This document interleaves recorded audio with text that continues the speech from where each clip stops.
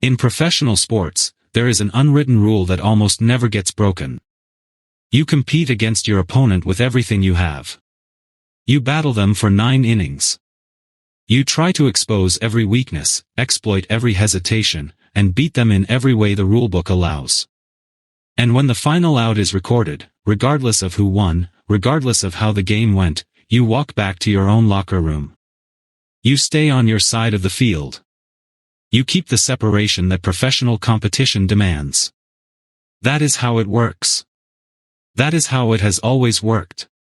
Until the night that Giants players forgot every single part of that rule. Not one player. Not a quiet, private exchange near the dugout tunnel that might go unnoticed if cameras were pointed elsewhere. Every single person in the San Francisco Giants uniform who could find a reason to be on that field after the final out was recorded, positioned themselves as close to Shohei Ohtani as they could get. With baseballs in their hands. Asking him to sign. The image that appeared on screens around the world was not a baseball image. It was something closer to what happens when a music icon walks through a crowd of devoted fans, the gentle surrounding, the outstretched items, the expressions on faces that had spent the previous 3 hours trying to get this exact person out and were now asking him for a memory to take home. Tony Vitello, the Giants manager, a man who has seen everything this game has to offer across decades of professional baseball, stood at the edge of his own dugout and watched. And by every account of everyone who was present, he had absolutely nothing to say. What is going on? Everything. Let's get into all of it. Before you understand the scene that unfolded after the final out, you need to understand what had just happened for 3 hours on that baseball field.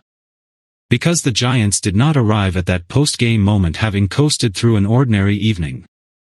They had competed. They had battled.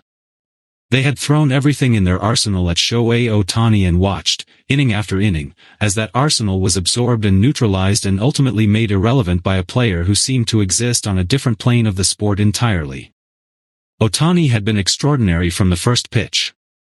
Not in the explosive, immediately obvious way that generates highlight reels, though those moments came too, but in the quieter, deeper way that only reveals itself fully when you watch an entire game from start to finish and realize that not a single at-bat, not a single situation, not a single moment of competitive pressure had produced the result the Giants needed.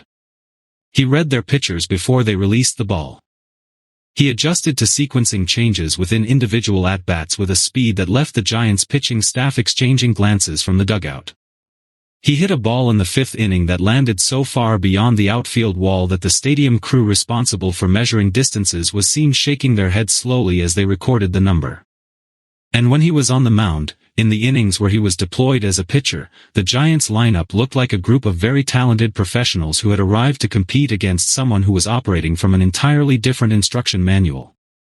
Their manager watched all of this from the dugout with the concentrated stillness of a baseball man trying to solve a problem that does not have a solution. Vitello is not a manager who gives up. He is not a man who concedes defeat in the 4th inning and begins managing for tomorrow.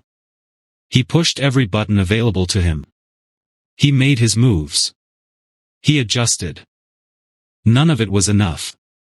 And when the final out was recorded and the game ended, something happened inside the Giants' dugout that nobody had anticipated, including, apparently, the players themselves. It began with one person. A Giants player, not a rookie searching for a story to tell, not a fringe roster piece making the most of a rare moment near greatness, but an established veteran with years of major league experience, walked across the field toward Ohtani with a baseball in his hand and a look on his face that was completely unguarded. The look of someone who had spent the last 3 hours trying to beat a player and had arrived, by the end of those 3 hours, at a place of pure and uncomplicated admiration. He asked for an autograph. Ohtani's response was immediate and characteristic. No hesitation. No performance of surprise or false modesty. He took the baseball, signed it, returned it with a small nod, the nod of someone who receives this kind of moment with genuine warmth rather than ego, and prepared to continue his post-game routine. But the moment the first signature was given, something spread through the Giants' post-game presence on that field like a current.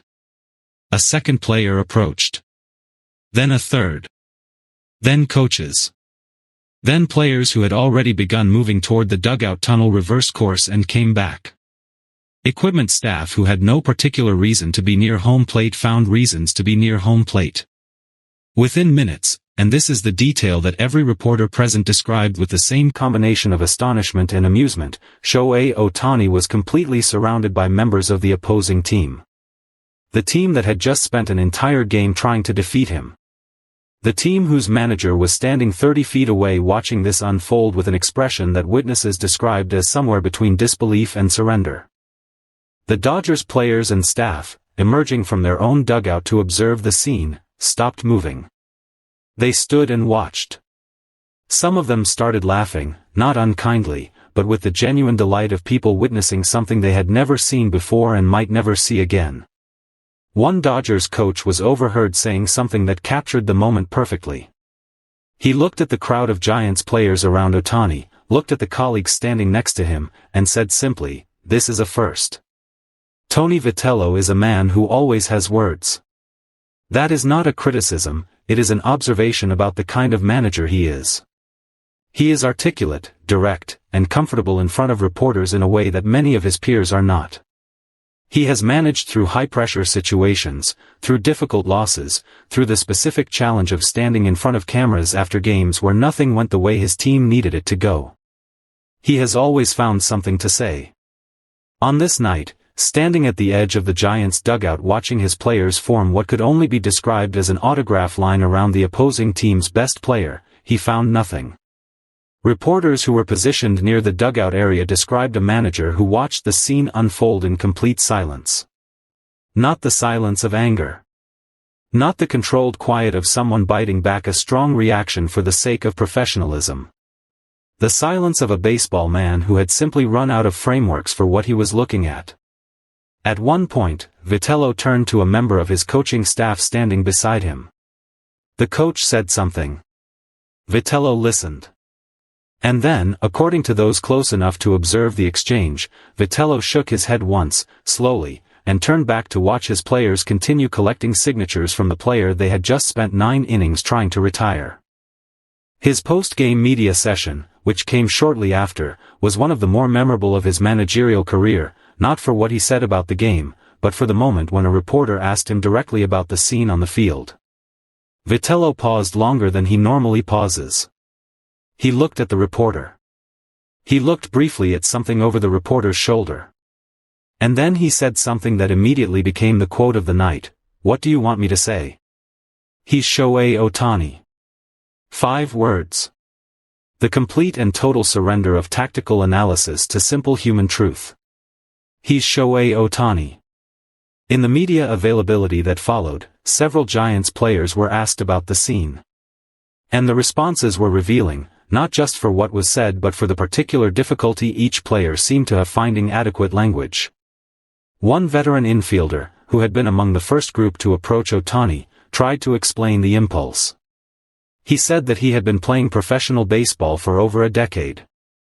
That he had competed against the best players of his generation. That he understood, intellectually, what it meant to face an elite opponent. But that nothing in his experience, he said carefully, had prepared him for what it felt like to share a field with Ohtani over the course of a full game.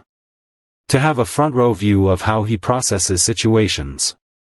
To watch how quickly he adjusts. Toc, up close, and without any filter, what it looks like when a human being operates at the absolute outer limit of what this sport has ever asked of a single player.